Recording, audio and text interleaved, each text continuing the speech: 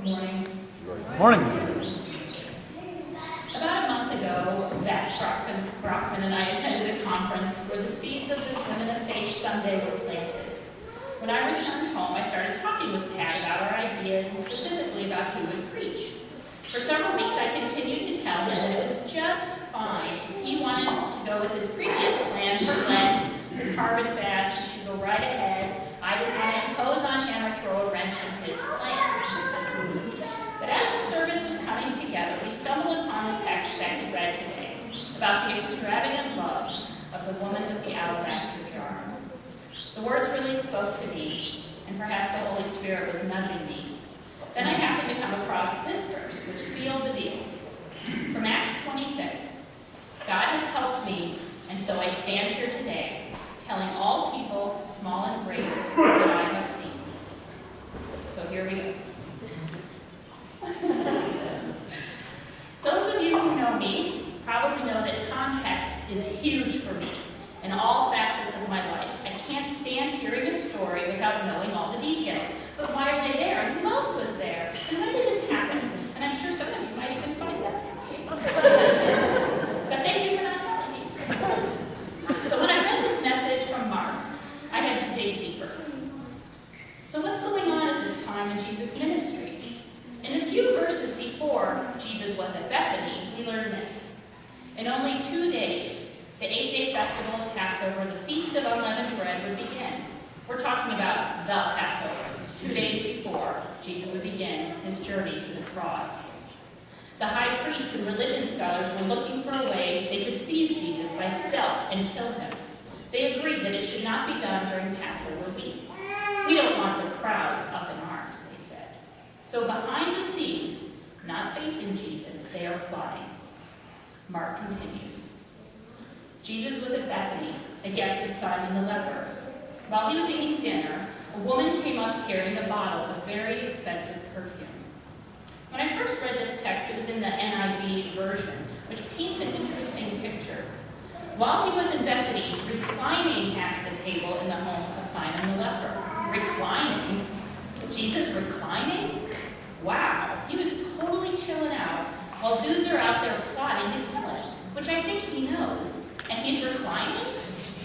It's a great image. And then a woman. Mark does not tell us who this woman is, and I kind of like that. She's any woman, anonymous. A woman came with an alabaster jar of very expensive perfume made of pure nard. When I first read this, I thought, wow, alabaster, that sounds really valuable. Apparently not. Alabaster was a common container in the Near East. The snowy gypsum shone smooth and translucent when polished. Easily carved, it formed ornate boxes, jars, vases, and flasks, but the container was ordinary. What mattered most, and what still matters today, is the treasure the container holds. When I read nard, all I thought of was lard. So of course I just focused on the jar, because that just didn't sound very good to me. But pure nard was rare, made from the aromatic oil, extracted from the root of a plant grown mainly in India. So it had to have been imported. The woman could not have picked it up at Walmart or even Macy's. In fact, there is no perfume today that compares to its worth, approximately $30,000 a bottle. And yet, opening the bottle, she poured it on his head. Some of the guests became furious among themselves. That's criminal, a sheer waste. This perfume could have been sold for well over a year's wages and handed out to the poor. They swelled up in anger, nearly bursting with indignation over her. What a waste. What an extravagant, exorbitant, unnecessary display of emotion. The whole bottle, really? Wouldn't a few drops have been more than adequate? And why the hair? The whole scene was messy and not at all proper or orderly.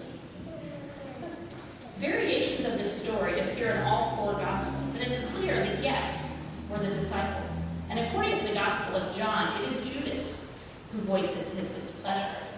The text even gives us some insight into his comments. He did not say this because he cared about the poor, but because he was a thief. As keeper of the money bag, he used to help himself to what was put into it. But Jesus said, "Let her alone. Why are you giving her a hard time? She has just done something wonderfully significant for me. You will have the poor with you every day for the rest of your lives, whenever you feel like it. You can do something for them. Not so with me." She did what she could when she could. She pre-anointed my body for burial, and you can be sure that wherever in the whole world the message is preached, what she just did is going to be talked about admiringly. The woman knew. Somehow she knew, and she believed. While the disciples were still bickering, still not getting the fact that Jesus' time with them was limited, she gave extravagantly by helping him prepare. She couldn't take away his pain, couldn't do what would be asked of him, yet she gave so much. Others thought it was ridiculous. I find it fascinating that right after this extravagant display, Judas completely loses it. The verses go on. Judas Iscariot, one of the 12, went to the cabal of high priests, determined to betray him. They couldn't believe their ears and promised to pay him well. He started looking for just the right moment to hand him over. So the woman with the alabaster jar, between their plotting and Judas's betrayal. The woman's hope didn't lie in what she could get from Jesus. Her joy lay in what she could give. Judas, on the other hand, was after all he could get. The woman came with abandon. Judas came with an agenda. The woman heard what Jesus was saying, and she responded. Judas heard, but did not understand. The woman held nothing back. Judas gave nothing up. What kind of heart do you have? Is it extravagant with gratitude or tight-fisted with greed? Extravagant love is rarely understood. Our family sponsors several children through World Vision. In fact, each of our children sponsors a child.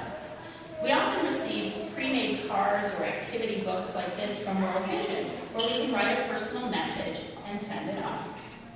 One night about a month ago, Pat was out of town, and we had received several of these storybooks about Easter, and I thought it would be a great idea to sit down and write notes and send them off quickly, so I could mark that off my list. Brian quickly wrote his note to his child, Glad, who's a little boy from Zambia, and then he went upstairs while the rest of us were still writing. And as I'm getting ready to send everything off, Brian comes downstairs and asks, "Can we send money in there?" I was kind of perplexed. Brian knows that we make a monthly contribution, so honestly I wasn't sure what he was really asking. I don't remember exactly, but I wouldn't be surprised if I said something like, "You don't have to do that." I was busy, distracted, and probably a little annoyed, assuming he was going to ask me to put in more of my money, which would then start a discussion I really didn't want to have. Then I looked at the table. With every World Vision mailing, there is a sheet where you can choose to send additional funds. Brian had not seen the sheet. I had seen it with every mailing and had never sent it in before. So after a long pause, I explained to Brian that we could not send cash or coins with the letters, but if he wanted to, I would read him the choices, and if he had money to spend, I would make sure it got there.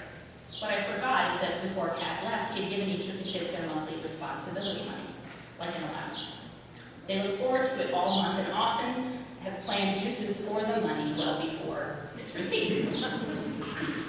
These are the choices on the sheet. You could give a gift, which would be multiplied 11 times to provide life-saving medicines and supplies. You could give a gift to World Vision for children in the same village who don't have sponsors. Or you can give a gift that would help send the cards.